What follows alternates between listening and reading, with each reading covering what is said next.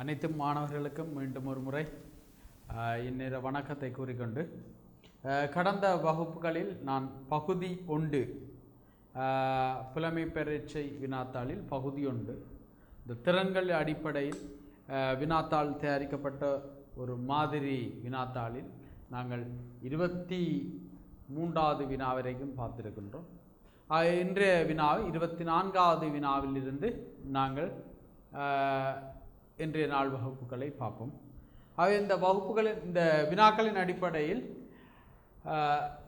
24வது வினா, ஒரு ஆசிரியர் தரமைந்து மாணவர்களிடம் 4 இலக்கங்கள் கொண்ட ஒரு எண்ணை எழுதுமாறு கூறினார். அந்த எண், அதாவது ஒரு ஆசிரியர் என்ன செய்திருக்கிறார்னா, பிள்ளைகளிடம் நான் சொல்லுவதை எழுதுங்கள் என்றொரு அறிவுறுத்தலின் அடிப்படையில் அந்த மாணவர்கள் எழுதின விடை இங்கே தரப்பட்டுள்ளது. அவர் கூறியது 2ஆம் இலக்கம் 4ஆம் இலக்கத்தின் 2 மடங்கு. அப்ப முதலாவது இலக்கம்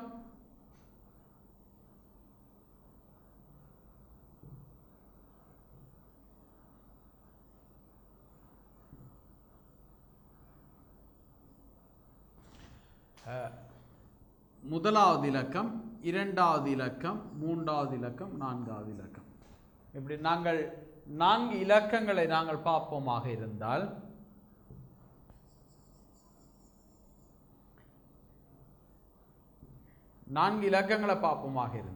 அவர் முதலாவது சொல்றார் 2ஆம் இலக்கம் 4ஆம் இலக்கத்தின் 3 மடங்கு. ஆகவே 2வது இலக்கம் இது. 2வது இலக்கம் 4ஆம் இலக்கத்தின் 3 மடங்கு. 4ஆம் இலக்கத்தினுடைய 3 மடங்காக வரும். 3 மடங்கு. அதாவது 2ஆம் இலக்கம் 4ஆம் இலக்கத்தின் 3 மடங்கு. ஆகவே இந்த அடிப்படையில் நாங்கள் 3 விடைகளை நாங்கள் பார்ப்போம், தரவுகளின் அடிப்படை. அடுத்த 2வது தரவு சொல்லப்படுகின்றது. முதலாவது இலக்கம் 3வது இலக்கத்தின் 3 மடங்கு.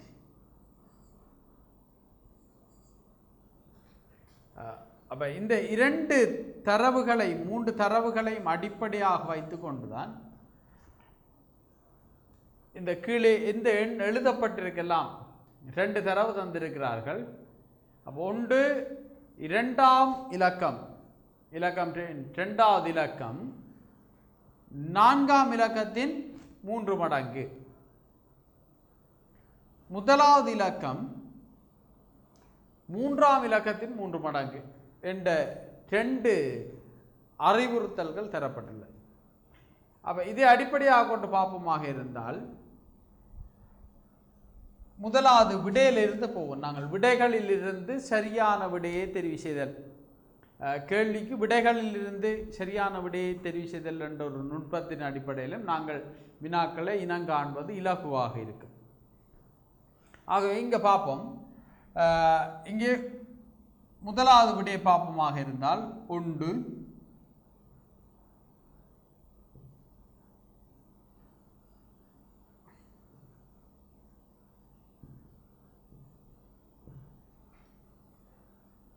1331. இவர்களுடைய இந்த முதலாவது விடையிலிருந்து பார்ப்போமாக இருந்தால் 2ஆம் இலக்கம் 3, 2ஆம் இலக்கம் 4ஆம் இலக்கத்தின் 3 மடங்கு. அப்ப இந்த நிபந்தனையின் அடிப்படையில் முதலாவது இது சரியாக இருக்கிறது. திருப்பி பார்ப்போம் என்றால் 2வது இலக்கம் என்றது இலக்கம் 3, 4வது இலக்கம் என்றது இலக்கம் 1, 4ஆம் இலக்கத்தின் 3 மடங்கு. தரவின் அடிப்படையில் இந்த விடை பொருத்தமாக இருக்கு. முதலாவது தரவின் அடிப்படை. 2வது தரவை பார்ப்போமாக இருந்தால், முதலாவது இலக்கம் என்றது 1, முதலாவது இலக்கம் 3ஆம் இலக்கத்தின் மூன்றாம் இலக்கத்தின் 3 மடங்காகும். அப்போ இந்த தரவு பிழையாக இருக்கிறது. இந்த தரவு பிழையாக இருக்கிறது.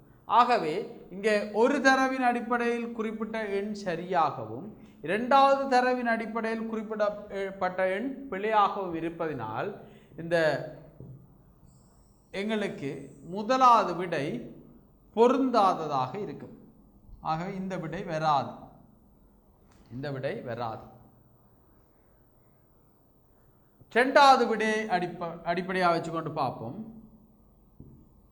முதலாமன், இரண்டாமன், மூன்றாமன், நான்காமன்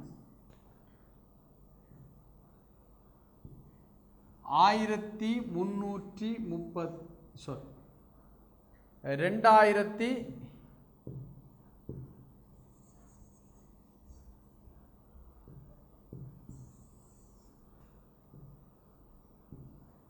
முதலாமன், இரண்டாமன், மூன்றாமன், நான்காமன் தரப்பட்ட எண் 2963.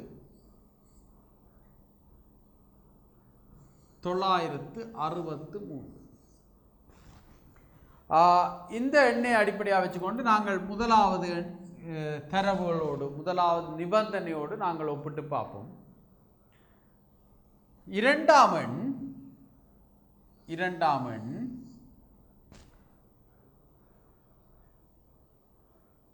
நான்காம் எண்ணின் 3 மடங்கு. இரண்டாமன் நான்காம் எண்ணின் 3 மடங்கு. இந்த தரவின் அடிப்படையில் இந்த விடை பொருத்தமாக இருக்கிறது. இரண்டாவது தரவை நாங்கள் பார்ப்போமாக இருந்தால் முதலாம் எண்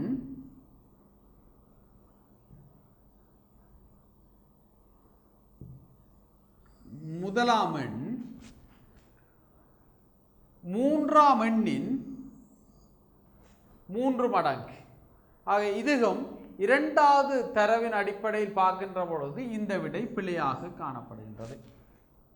இந்த விடை பிழையாக காணப்படுகிறது. ஆகவே இந்த விடையும் பொருந்தாததாக காணப்படும். இந்த விடையும் பொருந்தாததாக காணப்படும். 2 விடைகள் பொருந்தாததினால் நாங்கள் மூன்றாவது விடையை நாங்கள் பொருத்தமான விடையாக தெரிவு செய்யலாம். ஆனால் இதனுடைய நியாயப்பாட்டை பார்த்த பின்பே இதை நாங்கள் தெரிவு செய்ய வேண்டும். அப்போ அந்த அடிப்படையில் நாங்கள் பார்ப்போமாக இருந்தால் முதலாவது எண், இரண்டாவது எண், மூன்றாவது எண், நான்காவது எண். இங்கே தரப்பட்ட எண்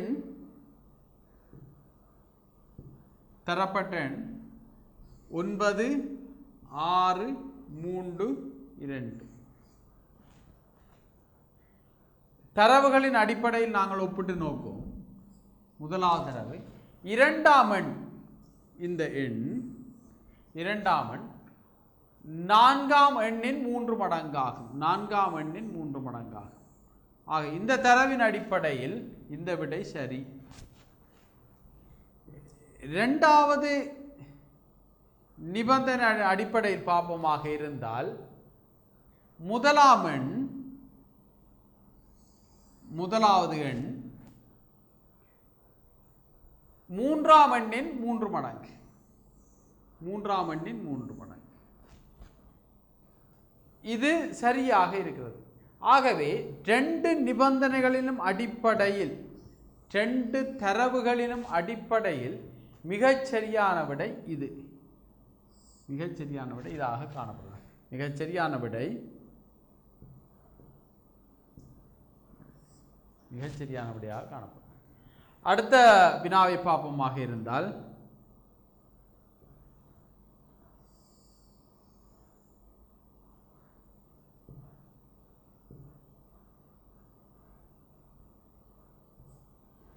அடுத்த வினாவை பார்ப்போம். இங்கே குறித்த ஒரு டிஜிட்டல் தராசில், அதாவது இன்று கடைகளில் காணப்படுகின்ற இலத்திரனியல் தராசு. டிஜிட்டல் தராசு என்பது இலத்திரனியல் தராசு. இங்கே அளவு படிகள் இருக்காது.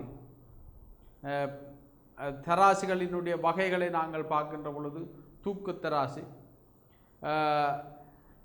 மற்றது இப்பொழுது அநேகமான கடைகளில் இந்த டிஜிட்டல் தராசு காணப்படுகின்றது. சட்டி தராசு என்று முந்தி பார்த்துருப்பீங்க, 2 சட்டிகள் காணப்படுகின்றது, நடுவில் முள் இருக்கும், அதை முத்தராசு என்று சொல்லப்படும். அந்த முள்ளு காட்டி கொடுக்கும் எந்த பக்கம் கூடுதலாக எந்த பக்கம் குறைவாக இருக்கும் என்பதை மிக நுணுக்கமாக காட்டுகிறோம். அப்போ அந்த முள்தராசு அல்ல அந்த சட்டி தராசிலும் பார்க்க மிகவும் நிறைய நுணுக்கமாக காட்டக்கூடிய ஒரு தராசு இந்த டிஜிட்டல் தராசாக காணப்படும். டிஜிட்டல் அதை இன்று அதிகமான கடைகளில் நீங்கள் சிறிய கடைகள் முதல் கொண்டு பெரிய கடைகள் வரைக்கும் இந்த டிஜிட்டல் தராசை நாங்கள் பார்க்கலாம். அதனுடைய பயன்பாடு இன்று யாழ்ப்பாணத்தில் அல்லது இலங்கை பூராக அல்லது உலகம் பூராக மிகவும் கூடுதலாக காணப்படுகின்ற இந்த டிஜிட்டல் தராசு. இதுதான் அந்த டிஜிட்டல் தராசு. இந்த குறித்த டிஜிட்டல் தராசில், அதாவது இலத்திரனியல் தராசில், ஒரு தட்டில் பழங்கள் உள்ள தட்டில் வந்து பழங்கள், அன்னாசி பழத்தின் நிறை, அன்னாசி பழத்தின் நிறை, இது மாம்பழங்களின் நிறை, இது மாம்பழங்களின் நிறை 2 காணப்படுகிறது. அங்கே பார்க்க தெரியும். அன்னாசி பழமும் மாம்பழங்களும் காணப்படுகின்றது.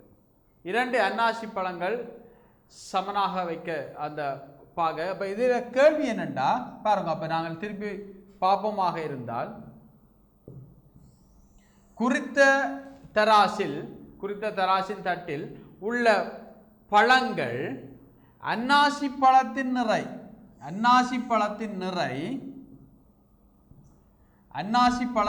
நிறை இரு மாம்பழங்களின் நிறையின் 2 மடங்காகும். சரியா? அவ என்ன தரவென்றால், ஒரு அன்னாசி பழத்தின் விலை, அன்னாசி பழம் ஒன்றினுடைய விலை அன்னாசி பழம் ஒன்றினுடைய நிறை 2 மாம்பழங்களின்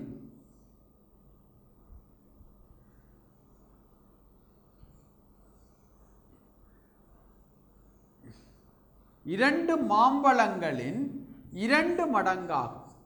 அதான் சொல்லப்படுது. பாருங்கள், தட்டில் உள்ள மாம்பழங்களின் அன்னாசி பழத்தினுடைய நிறை, இந்த அன்னாசி பழத்தினுடைய நிறை 2 மாம்பழங்களின் நிறையின் 2 மடங்காகும்.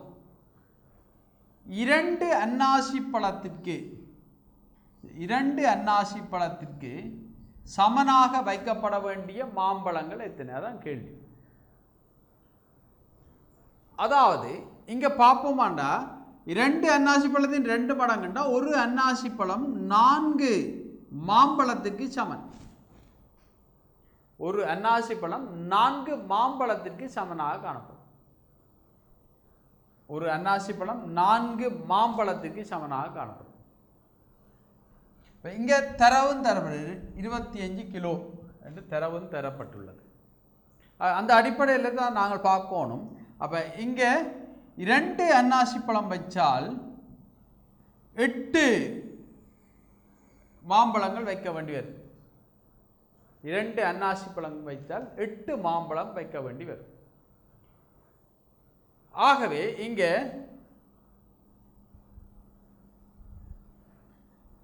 இங்கு பாப்பமாக இருந்தால் முதலாவது தரவில் 8 மாம்பழம் இருக்கிறதா என்று பார்ப்போம். இதுக்குள்ள 8 மாம்பழங்கள் இருக்கிறதா என்று பார்ப்போம். 8 மாம்பழங்கள் என்றால் 1 2 3 4 5 6 மாம்பழங்கள் இருக்கிறது. எங்களுக்கு 8 மாம்பழம் தேவை, இங்கே 6 இருக்கிறது. ஆகவே இந்த விடை வராது. இங்கே பாப்பமாக இருந்தால் 2வது படத்தில் இங்கே 4 மாம்பழங்கள் இருக்கிறது. 4 மாம்பழங்கள் எங்களுக்கு 8 தேவை, அங்கே வராது. 3வது விடையை பார்ப்போம் என்றால் 1 2 3 4 5 6 7 8 இங்கே 8 மாம்பழங்கள் காணப்படுகின்றது. ஆகவே இது மிக பொருத்தமான விடையாக கருதப்படும். இதுதான் சரியான விடை. திருப்பி ஒரு முறை இந்த வினாவை பார்ப்போம். குறித்து ஒரு டிஜிட்டல் தராசு, அதாவது இலத்திரனியல் தராசில் வந்து இங்கே பாப்பமாக இருந்தால் வைக்கப்பட்டிருக்கு, இங்கே நிறையும் காட்டப்படுகிறது. அப்போ இந்த தரவின் அடிப்படையில் நாங்கள் வினாக்களை பார்க்கின்ற பொழுது இந்த தரவுகளை அடிப்படையாக கொண்டு இங்கே காட்டப்பட்டுள்ள தரவுகளை அடிப்படையாக கொண்டுதான் விடை எழுதப்பட வேண்டும். இங்கே சொல்லப்படுகின்றது என்னென்றால் ஒரு அன்னாசி பழத்தினுடைய நிறை வந்து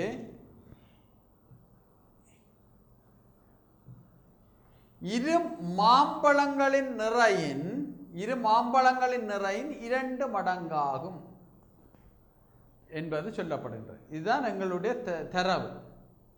ஒரு அன்னாசி பழத்தினுடைய நிறை வந்து 2 மாம்பழங்களின் 2 மடங்கு. அப்போ 2 மாம்பழங்களின் 2 மடங்குன்னா 2 4. அதாவது ஒரு அன்னாசி பழம் வந்து 4 மாம்பழங்களுக்கு சமனானது அதனுடைய நிறை. ஆகவே இங்கே 2 அன்னாசி பழங்கள் எங்களுக்கு வேண்டுமென்றால் 8 மாம்பழங்கள் தேவைப்படும் அந்த நிறைக்கு.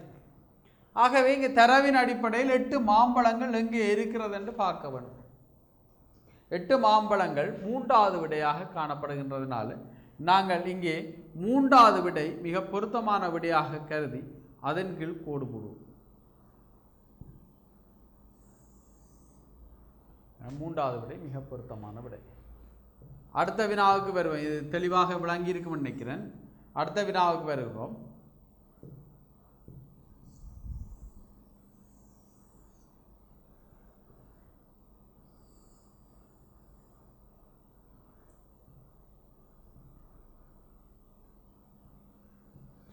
இங்கே பார்ப்போம்.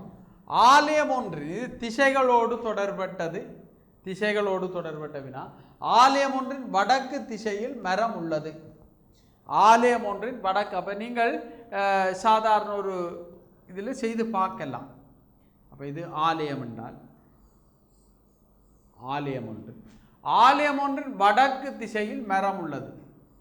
வடக்கு திசையில். அப்போ நாங்கள் திசையை அறிவதற்கு வந்த கிளி தென்னைக்கு மேலே என்றொரு சொற்றொடர் ஒன்று சொல்லுவது வழக்கம். அதாவது திசையை பிள்ளை அறிவதற்காக இலகுவாக அறிவதற்காக வந்த கிளி தென்னைக்கு மேலே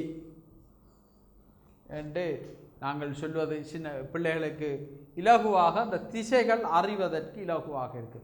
வடக்கு கிழக்கு தெற்கு மேற்கு என்பதை வந்த கிளி தென்னைக்கு மேலே என்ற ஒரு சொற்றொடர் மூலமாக சொல்வதனால பிள்ளை வடக்கு கிழக்கு தெற்கு மேற்கு வந்த கிழவி தென்னைக்கு மேலே வந்த கிளி தென்னைக்கு மேலே ஏதாவது ஒன்று சொல்லி அது பிள்ளை பாடமாக்கும்.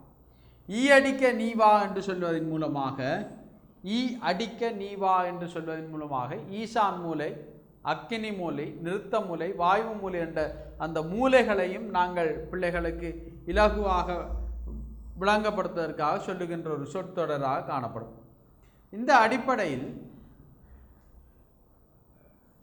ஆலயம் ஒன்றின் வடக்கு திசையில் மரம் உள்ளது. மரத்திற்கு மேற்கே முன்பள்ளி உள்ளது. அப்போ இங்கே மரமாக இருந்தால் வடக்கு கிழக்கு தெற்கு மேற்கே, இங்கே முன்பள்ளி உண்டு.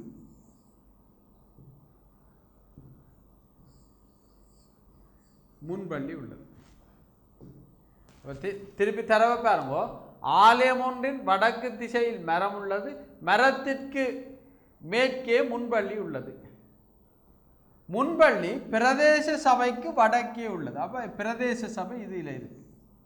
பிரதேச சபைக்கு வடக்கே உள்ளது எனின் முன்பள்ளி. அப்போ இனித்தான் விடை இருக்கு. இங்கே இந்த 3 விடைகளையும் நாங்கள் இந்த படத்துடன் ஒப்பிட்டு பார்க்கணும். இதை சொல்றது எண்ணக்கரு வரைபடம் என்று சொல்லுவோம். எண்ணக்கரு. அப்போ நாங்கள் நினைக்கின்ற எண்ணங்களை வரைபடமாக வரைவதன் மூலமாக சில விடைகளை இனங்காண்பது பொருத்தமானதாக இருக்கு. அப்போ இந்த திறமைந்த மாணவர்கள் எண்ணக்கரு வரைபடத்தை வரைவதற்கு திறனுள்ளவர்களாக இருக்கும். நினைக்கிறது இப்படி தரவுகளின் அடிப்படையில் நினைக்கின்ற விடயங்களை ஒரு வரைவு விளங்கக்கூடிய வரைவு. இது எண்ணக்கரு வரைபடம். ஆலயம் ஆலயத்துக்கு வடக்கே மரம் இருக்குது. இந்த மரத்துக்கு மேற்கே முன்பள்ளி இருக்கிறது. இந்த முன்பள்ளி எங்கே இருக்குது என்றால் பிரதேச சபைக்கு வடக்கில் உள்ளது. இந்த 4 விடயங்களையும் அடிப்படையாக வச்சுக்கொண்டு இனி கேள்விக்கு வருவோம். முன்பள்ளிக்கு கிழக்கே, இங்கே எனக்கு முன்பள்ளி என்ன, முன்பள்ளிக்கு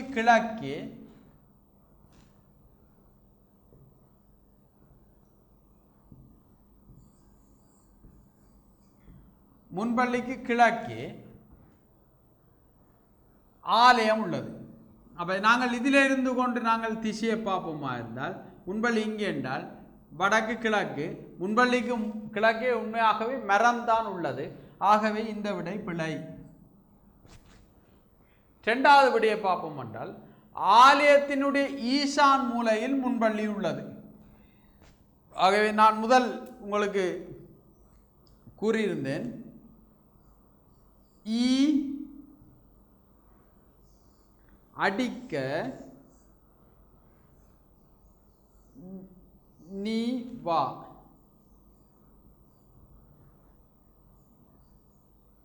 ஈ அடிக்க நீ வா, அதாவது ஈசான் மூலை, அக்கினி மூலை, நிறுத்த மூலை, வாயு மூலை என்று 4 மூலைகள் இருக்கு.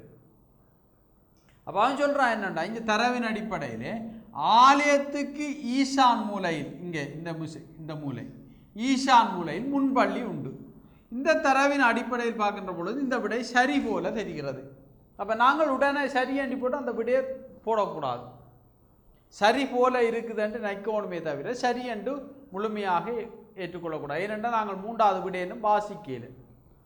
அடுத்த 3வது விடையை பார்ப்போம் என்றால் முன்பள்ளிக்கு, இங்கட முன்பள்ளிக்கு தெற்கே பிரதேச சபை உண்டு. அப்போ இங்கே உண்மையாகவே வடக்கு கிழக்கு தெற்கு, முன்பள்ளிக்கு தெற்கே பிரதேச சபை உண்டு. தெற்கே பிரதேச சபை, முன்பள்ளி வடக்கு கிழக்கு தெற்கே பிரதேச சபை உள்ளது. ஆகவே இந்த அடிப்படையில் பார்க்கின்ற பொழுது நாங்கள் 2 விடைகள் பொருத்தமாக இருக்கு.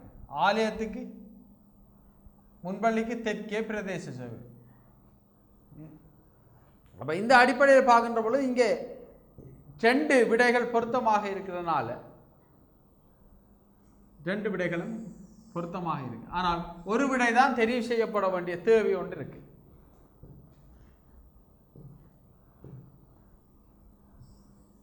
ஒரு விடை தெரிவு செய்யப்பட வேண்டிய தேவை இருக்கு. ஆகவே நாங்கள்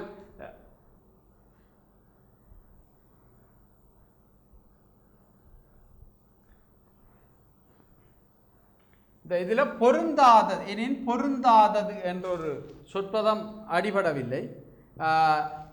இந்த தரவின் அடிப்படையில் பொருந்தாத விடயம் எது என்றதுதான் இந்த கேள்வியுடைய இது. இந்த கேள்வி அடிபடவில்லை. பொருந்தாதது என்பது இங்கே வர வேணும். தரவின் அடிப்படையில் பொருந்தாதது எது, பொருந்தாதது எது என்று இதில் வர வேண்டியது.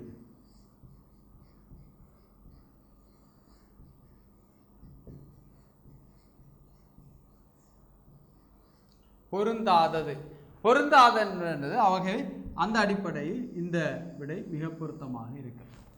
இதில் டைப்பிங் செய்யக்குள்ள இந்த சொற்பதம் ஒன்று விடுபட்டுட்டது.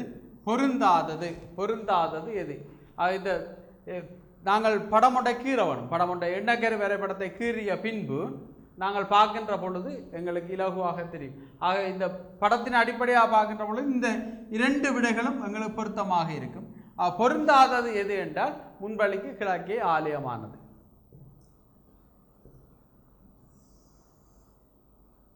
அடுத்த வினாவை பார்ப்போம்.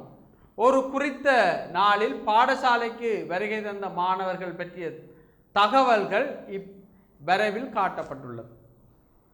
குறித்த நாளொன்றில் பாடசாலைக்கு வருகை தந்த மாணவர்கள் பற்றிய தகவல் இவ்வரைபடத்தில் காட்டப்பட்டுள்ளது. பாடசாலைக்கு முச்சக்கர வண்டி ஆட்டோ,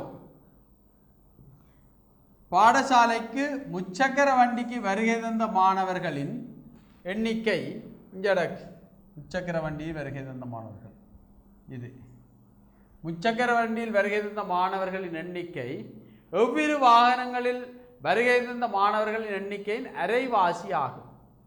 அப்ப இந்த முச்சக்கர வண்டியில் வருகை தந்தவர்கள் 15 பேர். முச்சக்கர வண்டியில் வருகை தந்த மாணவர்கள் 15 பேர். கேள்வி என்னண்டா,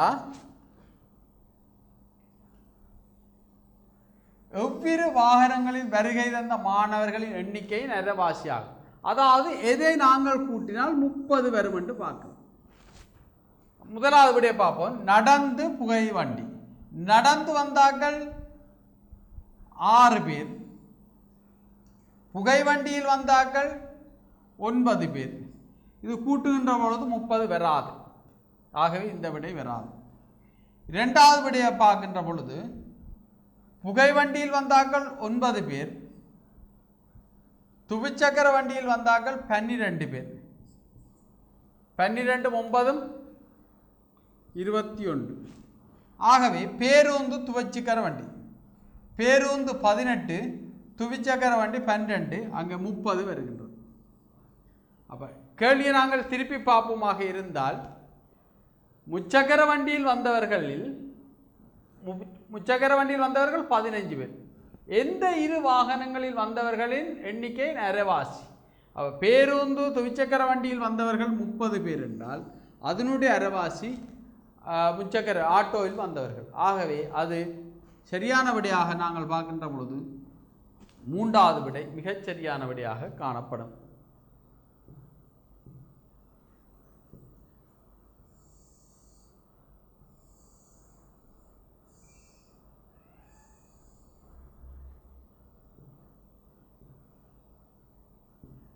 அடுத்த வினாவை பார்ப்போம்.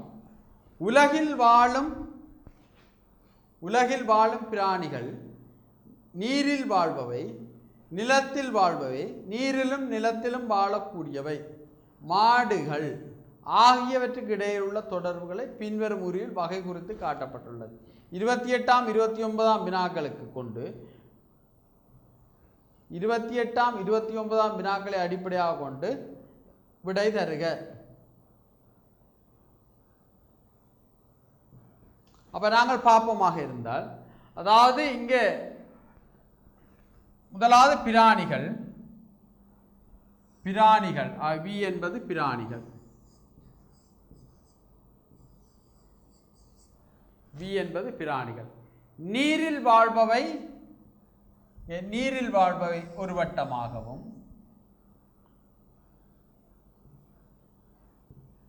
நிலத்தில் வாழ்பவை இன்னொரு வட்டமாகவும், நீரிலும் நிலத்திலும் வாழ்பவை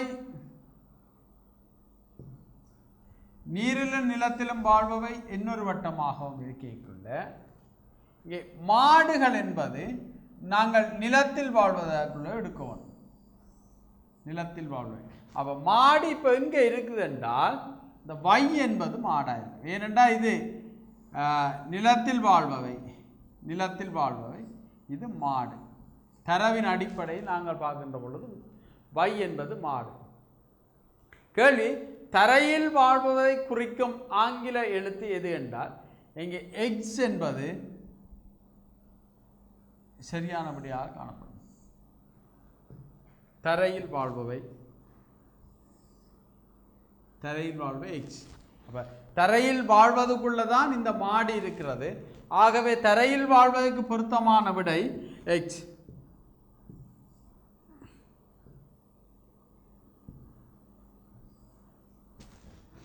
அடுத்த வினாவை பார்ப்போம் என்றால், சற்றினால் வகை குறிக்கப்படும் பிராணி எது? அதாவது சற்றினண்டைக்குள்ள நாங்கள் பார்க்கப்பட வேண்டியது நீரிலும் நிலத்திலும் வாழக்கூடியது. இங்கே இது எக்ஸ் வந்து இவ்வளவும் நிலத்தில் வாழக்கூடியது, இவ்வளவு பகுதி நிலத்தில் வாழக்கூடியது, இது நீரில் வாழக்கூடியது. அப்ப நீரிலும் நிலத்திலும் வாழக்கூடிய இந்த எக்ஸ் எதென்று பார்ப்போமாக இருந்தால், மீன் நீரில் மட்டும் வாழும், கடற்குதிரை நீரில் மட்டும் வாழும், ஆமை நீரிலும் நிலத்திலும் வாழும். அப்ப நாங்கள் சரியான விடையை தெரிவு செய்யும் பொழுது தெரிவு செய்யும் போது கோடு மட்டுமே போட வேண்டும். சரியான விடையை தெரிவு செய்யும் போது கோடு மட்டுமே போட வேண்டும். அதுக்கான சரியான விடையாக நாங்கள் பார்க்கின்ற பொழுது ஆமை என்பது சரியான விடையாக காணப்படும்.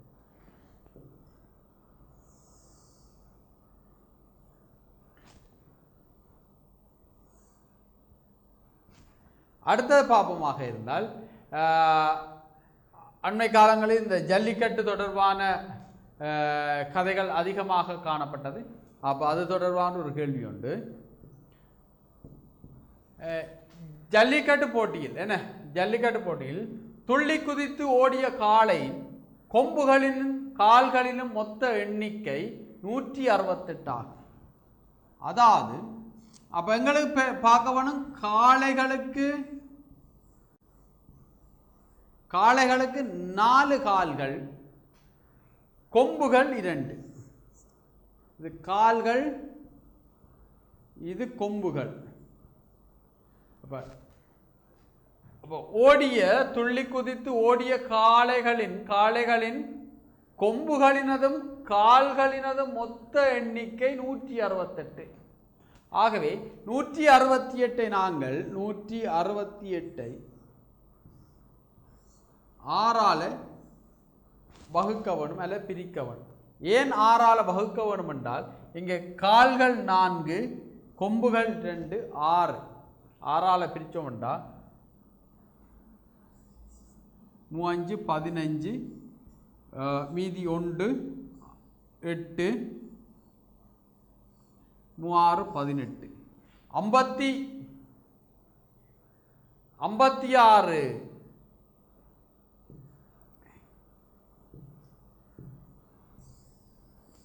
56 காளைகள் இருக்குது. 56 காளைகள். இங்கே அப்போட்டில் கலந்து கொண்ட பிராணிகளின் எண்ணிக்கை 56. திருப்பி பாப்பமாக இருந்தால் காளைகளின் கொம்புகள் 2 கொம்புகள்,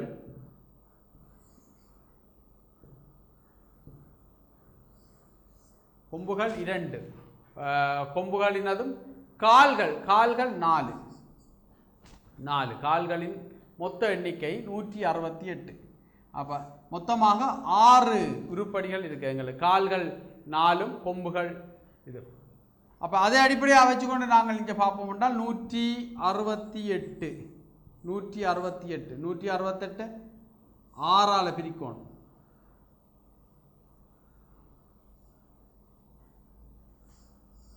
3 3 5 15, 1 மிச்சம் 6, 36, 38 சரியான விடையாக காணப்படும். அப்போ நாங்கள் திருப்பி இப்போ 168 என்ன செய்யணும் என்றால் 168 6ஆல பிரிக்கணும். 168 6ஆல பிரிக்கணும். 168 6ஆல பிரிக்கக்குள்ள எங்களுக்கு சரியான விடை 38ஆக காணப்படும். 38ஆக காணப்படும். 168 நாங்கள் 6ஆல பிரிக்கணும். அடுத்த வினா பார்ப்போம். இங்கே பிரதியீட்டு திறன் தொடர்பானது. இங்கே 3 உருக்கள் தரப்பட்ட 3-4 உருக்கள், அதாவது சதுரம், முக்கோணி, நிறம் தீட்டப்பட்ட முக்கோணி சமன் 65, முக்கோணி நிறம் தீட்டப்பட்ட முக்கோணி சதுரம் சமன் 8. ஆகவே கேட்டிருக்கிறான் இங்கே சதுரத்தினதும் முக்கோணியினதும் கூட்டுத்தொகை யாது? அங்கே நாங்கள் பிரதியிட்டு பார்க்க வேணும். பிரதியிட்டு பார்ப்பதன் மூலமாக நாங்கள் இந்த விடையை இனங்காண்பது இலகுவாக இருக்கும். அப்போ இது இரண்டையும் பெருக்கின்ற பொழுது 65. அப்போ 65 எதனுடைய பெருக்கமாக வரும் என்றது நாங்கள் பார்க்கலாம். எதனுடைய பெருக்கம் அதே போல இந்த இது ரெண்டையும், அதாவது எந்த இரு இலக்கங்களை பெருக்கின்ற பொழுது 65 வருமோ அந்த இரு இலக்கங்களையும் கழிக்கின்ற பொழுது வித்தியாசமாக 8 வர வேண்டும். சரியா? அப்ப நான் இதை பாப்பமாக இருந்தால் எந்த இரண்டு எண்களை பெருக்கின்ற பொழுது 65 வருகின்றதோ அந்த இரண்டு எண்களையும் ஒன்றிலிருந்து ஒன்று கழிக்கின்ற பொழுது 8 வர வேண்டும். ஆகவே அந்த இரு எண்களையும் கூட்டுகின்ற பொழுது சரியான விடை வரும். கூட்டுகின்ற பொழுது எது விடையாக வரும்?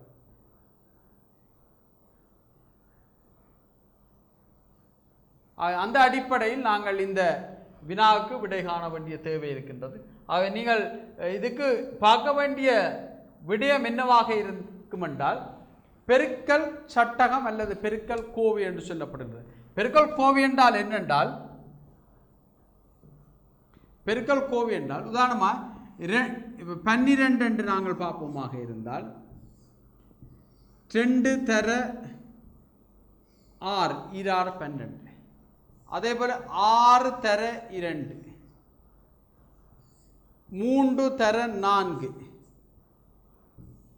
4 தர 3, 1 தர 12, 12 தர 1. இதுதான் பெருக்கல் சக்கரம் என்று சொல்றோம். பெருக்கல் சக்கரம். இந்த பெருக்கல் சக்கரத்தின் அடிப்படையில் தான் நாங்கள் இந்த வினாவுக்கு அப்போ இந்த பெருக்கல் சக்கரம் என்பது எங்களுக்கு தெளிவாக இருக்கும். இப்போ எந்த இலக்கங்களை நாங்கள் பெருக்கின்ற பொழுது இங்கே 65 வருது, எந்த இலக்கங்களை பெருக்கின்ற பொழுது இங்கே 12 வருது என்பது எங்களுக்கு தெளிவாக இருக்கும். இந்த அடிப்படையில் நீங்கள் இந்த அடிப்படையில் இதுக்கான வினாக்களை பார்க்க முடியும். ஆகவே இங்கே இதுக்கு 18 என்பது சரியானபடியாக இருக்கும். இந்த அடிப்படையில் நாங்கள் இன்றைய வினாக்கள்